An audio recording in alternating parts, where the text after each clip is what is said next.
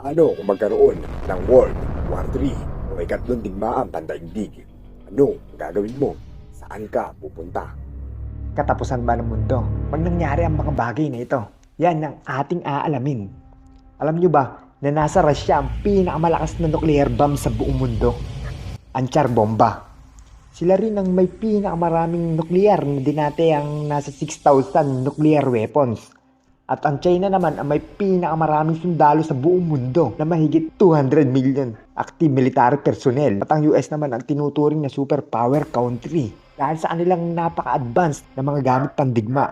Alam din natin araw-araw sa ating mundo ay patindi ng patindi ang mga nangyayaring tensyon. Kaya marami sa mga bansa ngayon ay talaga namang fully equipped at nagre-ready na pagdating sa kanilang mga armas at kagamitan. Nariyan ang pagpaparami ng sundalo, high-tech na armas, mas malalakas na bomba, nuklear at pina-improve na mga sasakyang pandigma. Ayon sa kasaysayan, noong unang digmaan pandaigdig, nasa estimated 20 to 20 million ang nawalan ng buhay. At halos 21 million naman ang makasugatan. At nung ikalawang digmaan pandaigdig, ay nasa 75 million to 80 million ang nawalan ng buhay. Ang isang matinding digmaan ay maaaring magsimula dahil sa paggigante o pagpaslang sa isang kilala o makapangyarihang tao. O kaya naman ito ay dahil sa pag-aagawan ng natural resources tulad ng langis, teritoryo at marami pang iba. At kung maganap o sumiklab man ang sinasabing ikatlong digmaan pandaigdig, ano-ano ang mga posibleng mangyayari? Ang unang-unang makikita sa digmaan ay ang mga advanced na technology, massive troops, at ang mga militar ay gagawa ng mga skeleton ng mga sundalo. Bagamat hindi ito tulad ng suot ni Robocop or Iron Man, ang kasuotang pandigma na ito ay makatutulong sa mga sundalo para palakasin ang kanilang mga katawan at makatagal sa digmaan. Ikalawa ay gagamit ng libo-libong mga drone o higit pa para maiwasan ang pagkabawas ng mga sundalo. Dahil high-tech ang mga drone, mas pulido ang pagtarget nito sa mga kalaban. At ito ay magagamit din sa pagpapabagsak ng mga bomba sa kalaban. Ang isa bang pwedeng mangyari ay ang pag-hack ng mga computer system sa isang bansa, gaya ng pag-shutdown sa power source nito at makakuha ng mahalagang impormasyon na mabilis. Bukod dyan, magkakaroon din ng biological warfare. Ang biological warfare ay paggamit ng mga nakakalasong kemikal or virus or mga nakakahawang mga sakit. Natatapos sa buhay ng maraming tao na ginagamit sa digmaan.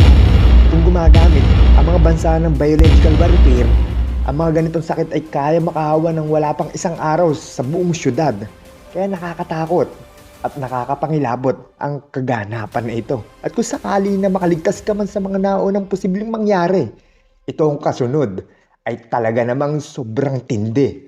Ang paggamit ng nuclear weapons. Noong 1945, ang Amerika ay nagpabagsak ng tig-isang atomic bomb sa Hiroshima at Nagasaki, Japan.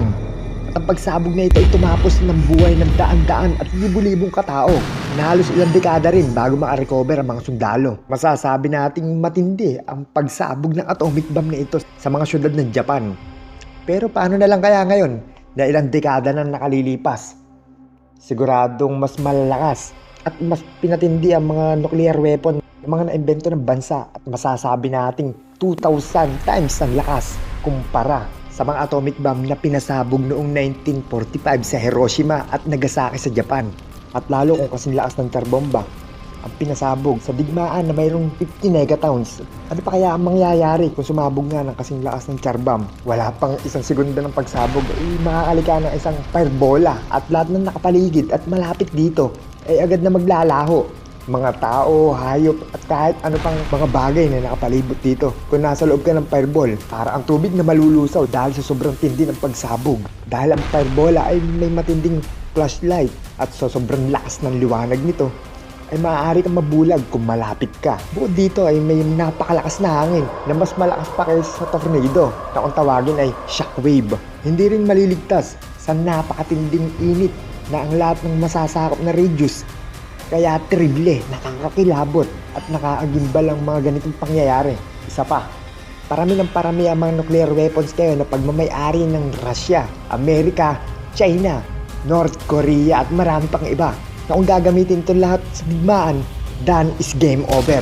Dahil kung ang isang bansa ay magbabagsak ng isang nuclear bomb, ay gantiyan at gagayahin pa ng ibang mga bansa na mayroong pinakamalakas na nuclear bomb, ay sigurado mawawasak ang malalaking bahagi ng bansa. At sobrang tinda ng pagkasira ng mga bahagi ng mundo. At milyong-milyong mga inosenteng tao ang mawawalan ng buhay.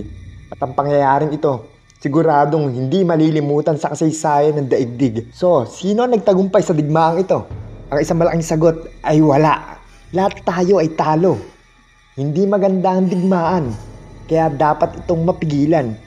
Kung mangyayari man ito sa hinaharap sa panahon ng digmaan, saan ka pupunta? Saan ang pinaka-safe na lugar ayon sa pag-aaral? Ang Iceland at Switzerland ang pinaka-safe na bansa sa panahon ng gera dahil ito sa geographic location at defensive strategy ng bansa. Ang Switzerland po ang bansa na hindi nakisangkot sa digmaan. Unang digmaan pandaigdig at ikalawang digmaan pandaigdig. Kahit pa napapalibutan ito ng mga bansa na sangkot sa gera. At ang ibang mga tao, posibleng gumawa ng kanya-kanyang bunker. Ang bunker ay matatagpuan sa ilalim ng lupa. Ginagamit upang maprotektahan ng mga taong nasa loob nito mula sa iba't ibang uri ng pag-atake, lalo na sa mga pagbagsak ng bomba. Tigit sa lahat, ang pinakamakapangyarihan sandata na pwede natin gawin ay patuloy na manalangin at magtiwala sa Diyos. Dahil aminin natin o hindi, wala namang pinakaligtas o safe na lugar, kundi tayo iingatan at tutulungan ng Diyos. Kaya ngayon pa lang, ay magpakabait na tayo. Magbalik loob sa paglilingkod sa Diyos. Para kung dumating man ang napakatinding digmaang ito, may Diyos na gagabay at mag-iingat sa atin. Kaya kung maganap ang World War III, anong gagawin mo? At saan ka pupunta? Komento mo naman dyan sa ibaba. Kung nagustuhan ng video, paki-like, mag-subscribe at maraming salamat sa inyong panonood mga katropa.